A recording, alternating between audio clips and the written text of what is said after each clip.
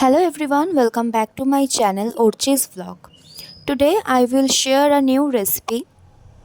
আজকের এই ভিডিওতে আমি আপনাদের সাথে শেয়ার করব চিংড়ি মাছের মালাইকারি রেসিপি। তার জন্য ফার্স্টেই আমি এখানে নিয়ে নিয়েছি 1 কেজি গলদা চিংড়ি। তারপর এটাকে ভালোভাবে পরিষ্কার করে খোসা থেকে ছাড়িয়ে নেব। Coconut is a crucial ingredient for চিংড়ি মাছের মালাইকারি। তার জন্য এখানে নারকেলটাকে ভালোভাবে বেটে নিতে হবে। যদি ছোট নারকেল হয় তাহলে গোটা নারকেলটা, এবং যদি বড় নারকেল হয় তাহলে আধমালা ইউজ করতে হবে। এরপর এখানে আমি 250 গ্রাম মতো পেঁয়াজ, তার সাথে স্বাদ মতো কাঁচা লঙ্কা ভালো করে বেটে নিয়েছি। এর মধ্যে আমরা অ্যাড করব হলুদ গুঁড়ো, শুকনো লঙ্কার গুঁড়ো, স্বাদ মতো নুন এবং চিনি, আর সামান্য কাশ্মীরি লঙ্কার গুঁড়ো। আপনারা অবশ্যই মনে রাখবেন এখানে আমরা কাঁচা লঙ্কা এবং শুকনো লঙ্কা যেহেতু দুটোই অ্যাড করব, তার জন্য সেটা ব্যালেন্স করে ইউজ করতে হবে।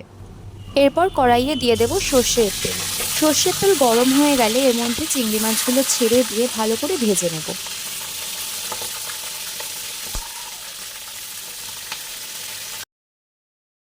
মাছগুলো ভাজা হয়ে গেলে আমরা একে একে মাছগুলোকে এবার তুলে নেব।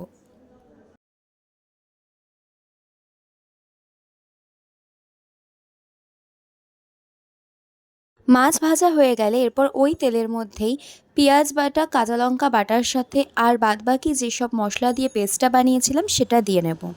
নিয়ে ওই বাটি ধোয়া একটু জল দিয়ে ভালোভাবে মশলাটাকে কষিয়ে নেব।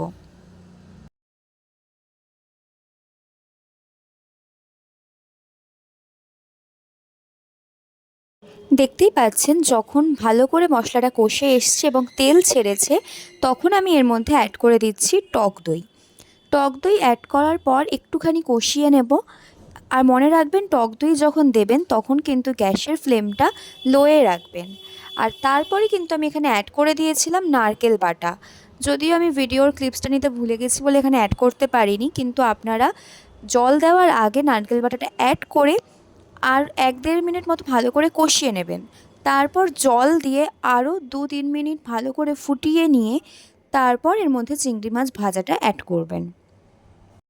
চিংড়ি মাছটা অ্যাড করার পর হাই ফ্লেমেই 10 মিনিট মতো ভালো করে ফুটিয়ে নেব। এরপর 5 মিনিট মতো লো ফ্লেমে রেখে ঢাকা দিয়ে আরও খানিকক্ষণ ফুটিয়ে নেব। এরপর আমি এখানে নামানোর আগে দিয়ে দিলাম গরম মশলা গুঁড়ো আর 2 টেবিল স্পুন ঘি। গরম মশলা গুঁড়ো এবং ঘি অ্যাড করার পর লো ফ্লেমেই 5 মিনিট মতো আমি ঢেকে রেখেছিলাম। তারপর আমরা এটাকে নামিয়ে নেব। এতে ফ্লেভারটা কিন্তু খুব ভালো আসে।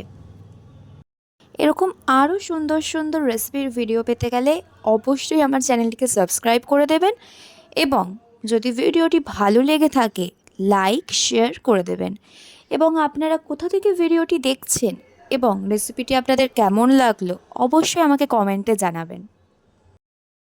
আবার খুব শীঘ্রই দেখা হবে নতুন একটু রেসিপির ভিডিও নিয়ে।